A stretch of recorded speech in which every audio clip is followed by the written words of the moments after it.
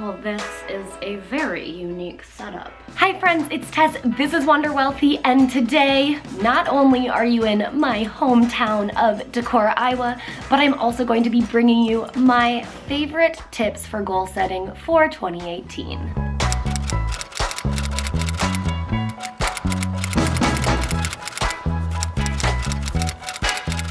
Welcome back to my channel, and if you're new here, make sure you hit the subscribe button plus the little bell so you can be notified when I upload new videos, which I do on a weekly basis, all about personal growth, personal finance, and travel. Now that we have officially kicked off 2018, it is time to make sure that the goals you've set for yourself are really as defined and specific as possible. Now, I'm sure most of you are pretty familiar with the idea of SMART goal setting. It is an acronym made out of the word SMART, S.M.A.R.T. And what these letters stand for are specific, measurable, actionable, realistic or relevant, and time-bound. Now, this acronym is meant to be used for you when you are setting your goals to make sure that they are all 5 of those. I remember having to use this type of goal setting in my first job, and I've seen it pop up everywhere else that I've ever heard of the word goals.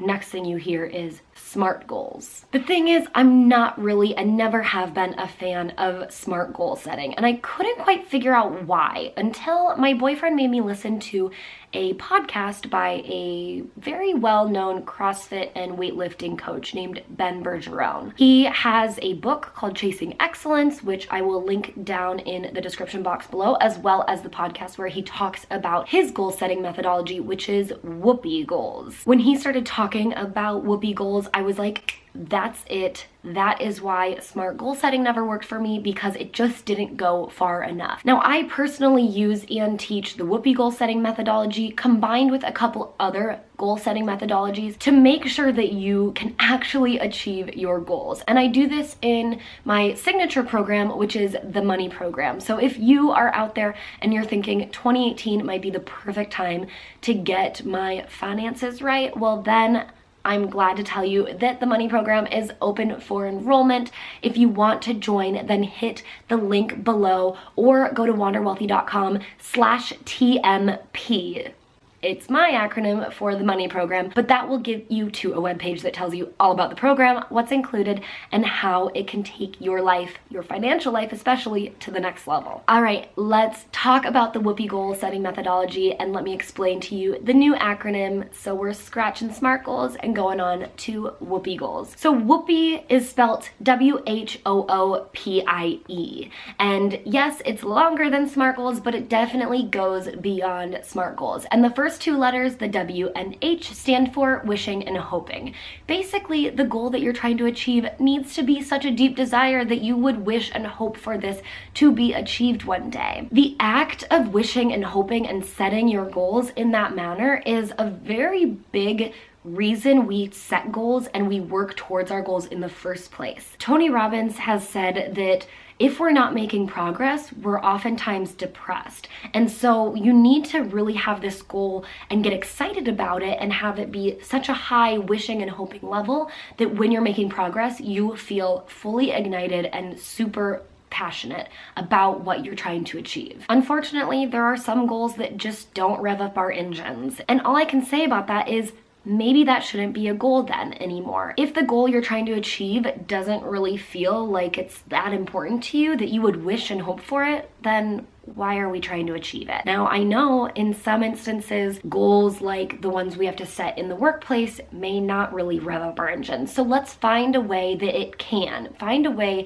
that whatever it is that you're trying to achieve, that maybe you have to achieve for work, can have so much passion tied to it that it really does make you start to wish and hope that you can achieve it. Moving on to the O of W.h.o.o.p.i.e. The O stands for outcome, and we really want to get very specific about what that outcome is that we're trying to achieve.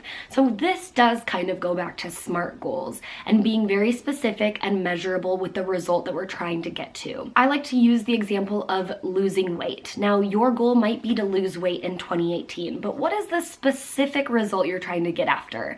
Is it lose 20 pounds by June of 2018 and be able to run 10 miles? That is an outcome that is very specific, that you can actually measure and that you can know when you achieved it, because it's not just this vague goal of losing weight, because then, well, how much weight do you have to lose? So when you think of your outcome and you're setting that goal and you're coming to the outcome part, get specific. How can you measure it? Whether it's in the number of days that you have until you get to that goal, and the number of pounds, or the number of dollars, or the number of miles, or whatever it is that you know you have to achieve by whatever date. The second thing you want to be able to do when you are figuring out what that outcome is be able to visualize it. And being very specific about that number of pounds you're going to be shedding or that number of dollars you're going to make is very good for the visualization aspect of goal setting. You've probably heard of Olympic athletes doing this all the time, where they envision themselves crossing the finish line or winning the gold medal at the Olympics. That is a very specific outcome that they have figured out, and now they're able to visualize exactly what that's going to be like and how that's going to feel, so that when they get down to the wire and it's time to run that race, it's not as anxiety producing, because they've already almost felt like, you know, I've already won this. I've been here before. I can do it again. So two things come with that O for outcome, and that is a specific end result that you're trying to achieve and the ability to visualize you achieving that result. The second O of Whoopi is obstacles.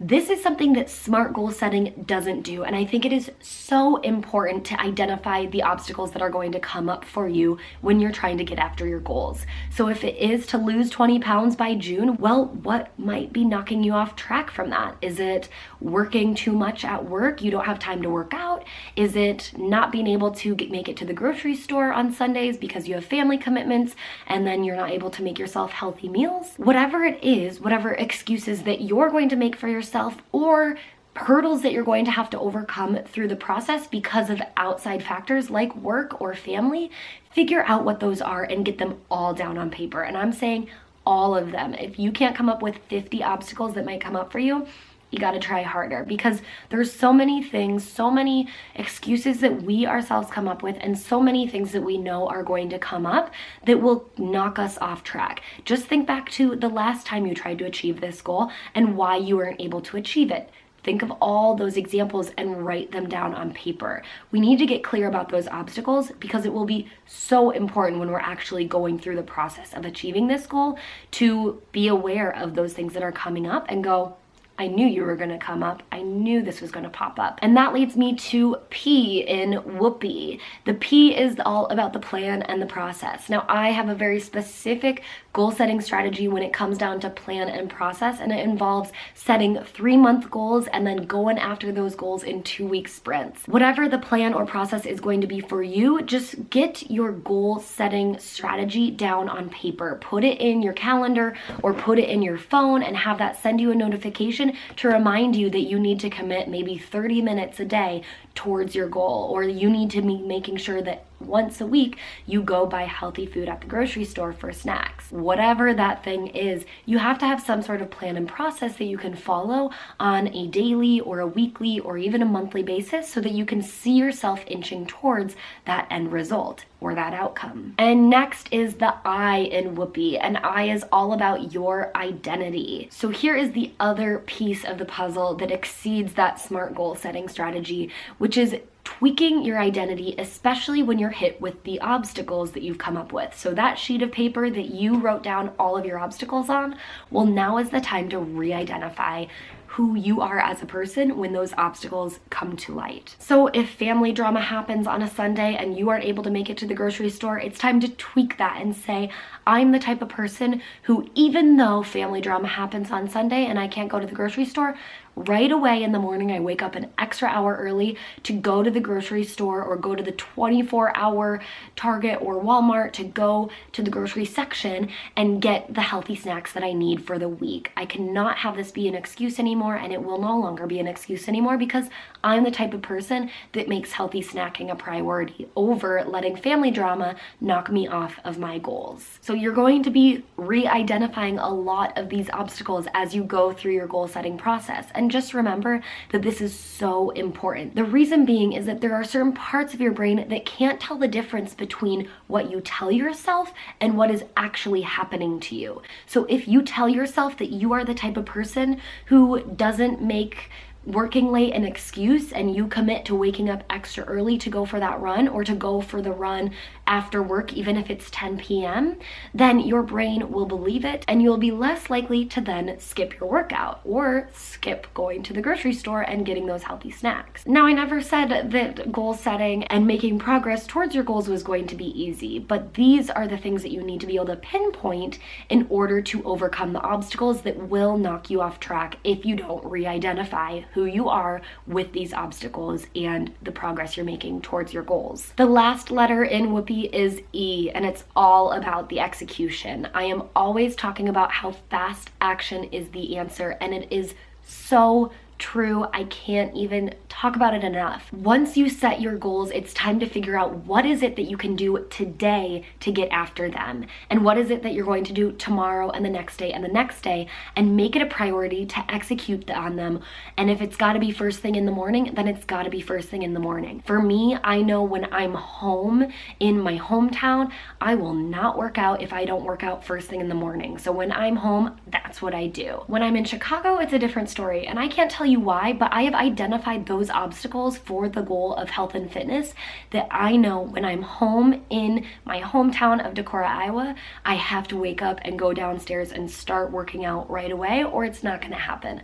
So whatever it is for you, whatever it's going to take to execute upon the plan and the process that you put in place for yourself, then do that. Whether it's that first thing in the morning, or it's just setting a reminder for yourself, but it's making sure that you dedicate that time and energy towards this goal that is so important to you, because on that wishing and hoping scale, it's pretty high. All right, that's what I have for you for one of my favorite newfound goal setting strategies. Thanks to Ben Bergeron, who brought it to the surface for us all. Again, I'm going to link below to the podcast episode where he shared this strategy and I was exposed to it, and I hope that it helps you as you go into the new year, or you're already in the new year getting after your goals. Even if you've already set your goals, just take them and try to apply the Whoopi methodology and figure out what comes up for you. And of course, I want to hear from you. What is your big goal that you're trying to get after in 2018? Comment it below so that I can support you and cheer you on. If you want to join a group of women